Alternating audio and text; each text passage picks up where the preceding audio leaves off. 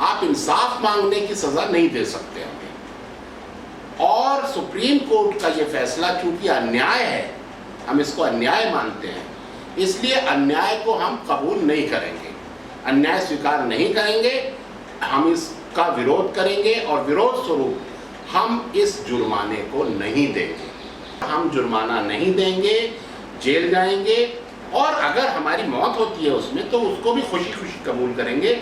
लेकिन हम पूरी दुनिया को ये दिखा देना चाहते हैं कि अन्याय के सामने हम सिर झुकाने वाले लोग नहीं हैं।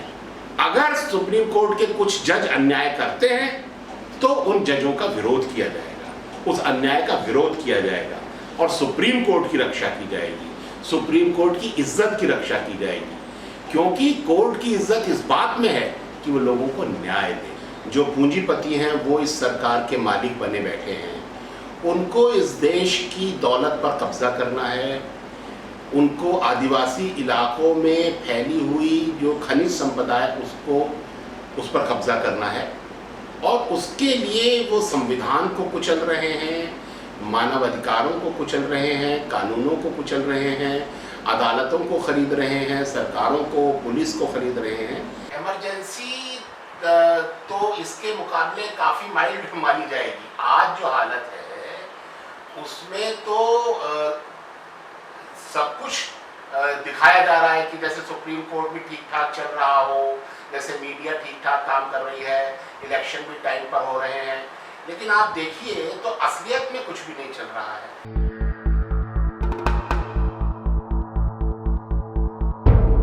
अभी 14 जुलाई को सुप्रीम कोर्ट का जो फैसला आया है, छत्तीसगढ़ के सुकमा जिले के गोमपाड़ गांव में 2009 में 16 आदिवासियों का जो कत्ल हुआ था सुरक्षा बलों के द्वारा, पुलिस के द्वारा, उसके खिलाफ जो याचिका सुप्रीम कोर्ट में लगाई गई थी, उसके फैसले में जो सुप्रीम कोर्ट ने कहा कि ये याचिका खारिज की जाती है और याचिकाकर्ता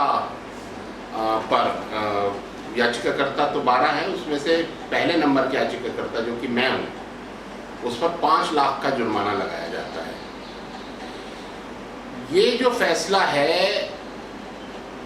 ये फैसला हम अन्याय के रूप में मानते हैं, ये अन्याय है।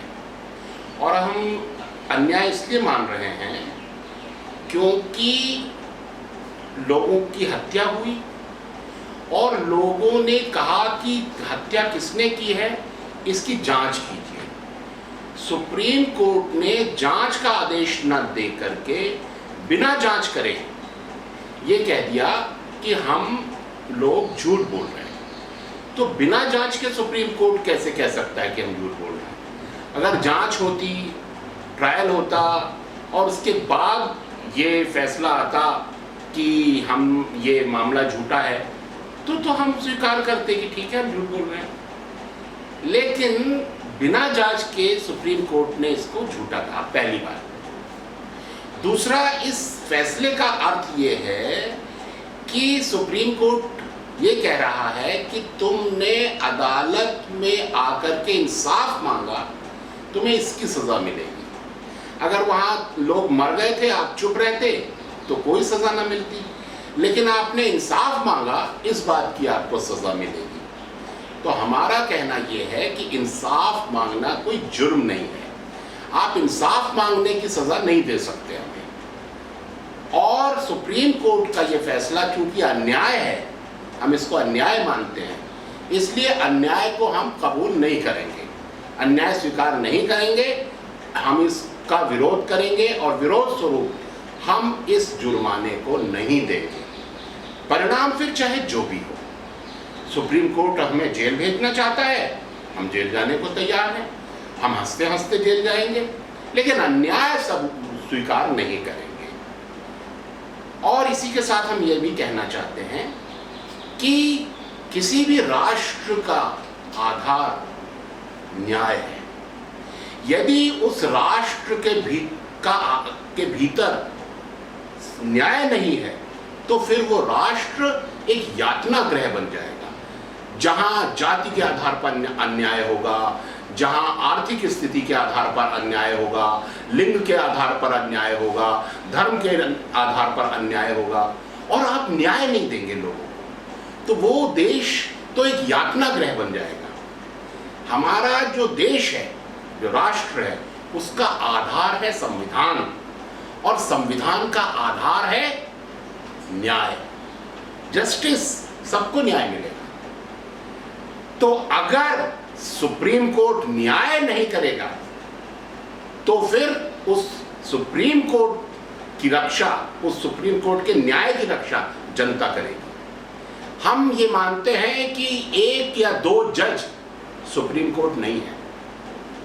सुप्रीम कोर्ट एक संस्था है और वो जनता की संस्था है, और उसे न्याय देना होगा जनता को।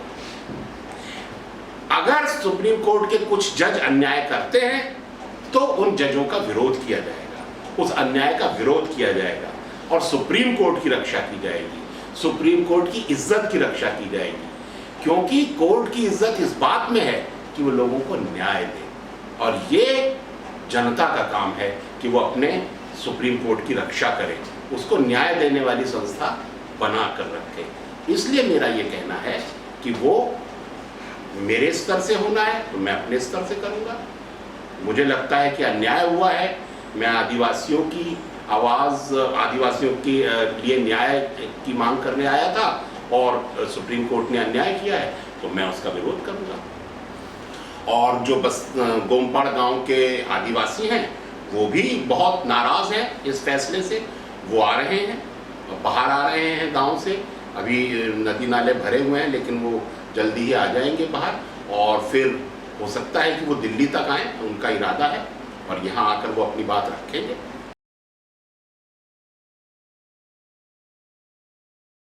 मेरा मन ये है कि मैं अपने जीवन का बाकी समय, यदि मेरा जेल में गुजरना है, तो मैं उन आदिवासियों के साथ रहूं जो मुझे बहुत प्यार करते हैं और मैं जिन्हें बहुत प्यार करता हूं।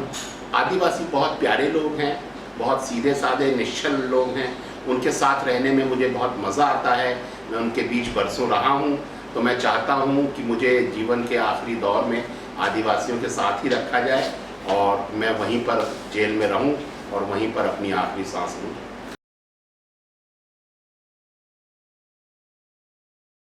आप सशक्त आवाज़ का क्या मतलब समझते हैं?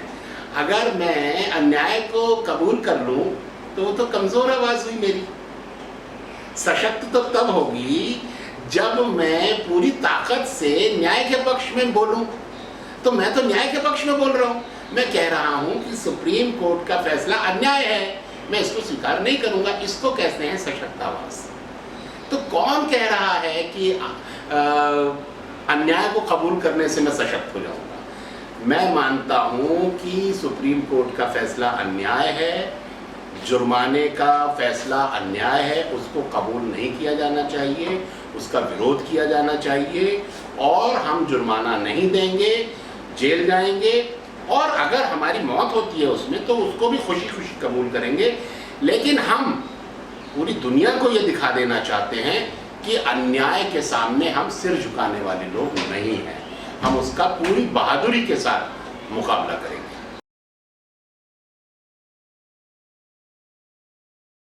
देखिए, ये जो देश में इस समय पूंजी का राज चल रहा है, जो पूंजीपति हैं वो इस सरकार के मालिक बने बैठे हैं, उनको इस देश की दौलत पर कब्जा करना है, उनको आदिवासी इलाकों में फैली हुई जो खनिज संपदा है उस पर कब्जा करना है, और उसके लिए वो संविधान को कुचल रहे हैं, मानव अधिकारों को कुचल रहे हैं, कानूनों को कुचल रहे हैं, अदालतों को खरीद रहे हैं, सरकारों को, पुलिस को खरीद रहे हैं।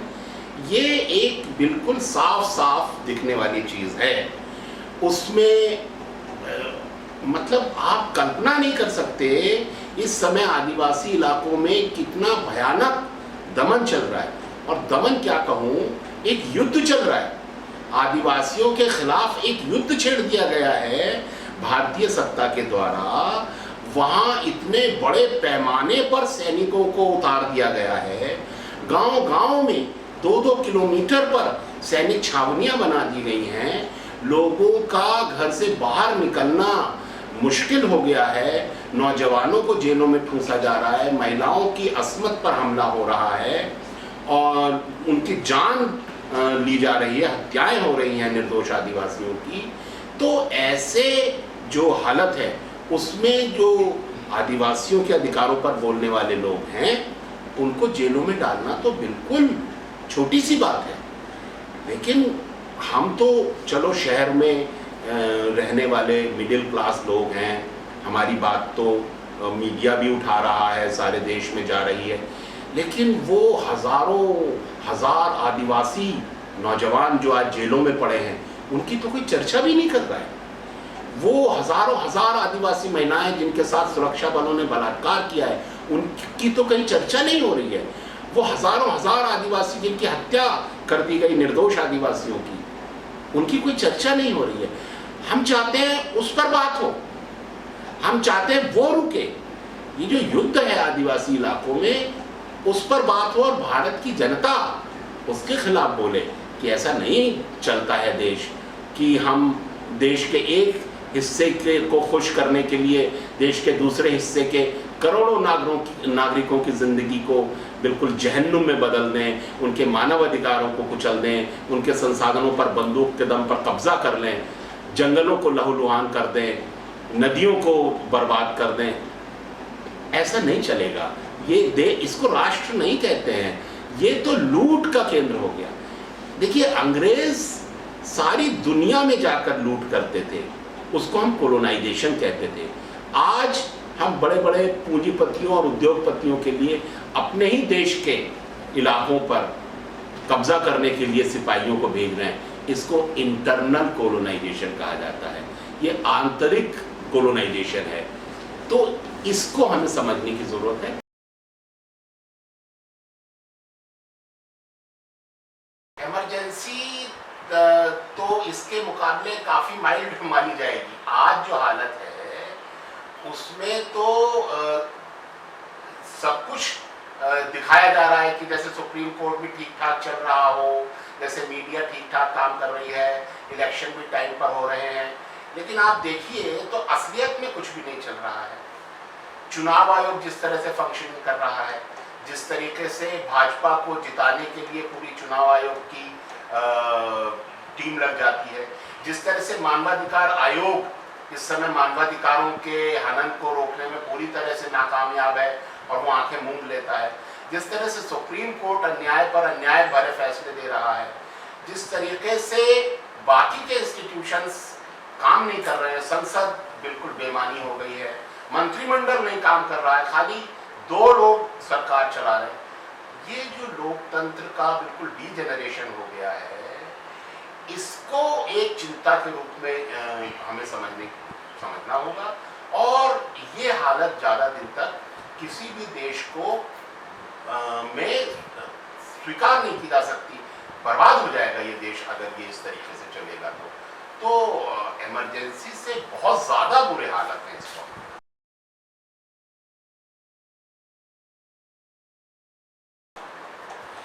देखिए, ये जो संकट है, अर्थव्यवस्थाओं का संकट, ये पूंजीवादी अर्थव्यवस्था, पूंजीवाद का संकट है। और ये आधुनिक जो राष्ट्र का चलाने का तौर तरीका है कि सेना के जरिए, बंदूकों के जरिए, दमन के जरिए राष्ट्रों को चलाया जाएगा, उसके विफल हो जाने का संकेत है। कि जैसे श्रीलंका में दमन के सहारे सारी चीज़ों को ठीक करने की कोशिश की गई, नफरत के सहारे राजनीति को चलाने की कोशिश की गई, तमिलों के खिलाफ हो, चाहे वो मुसलमानों के खिलाफ हो, और अंत में वो नफरत की राजनीति ने उस मुल्क को बर्बाद कर दिया, उसी तरीके से भारत भी बर्बाद हो सकता है।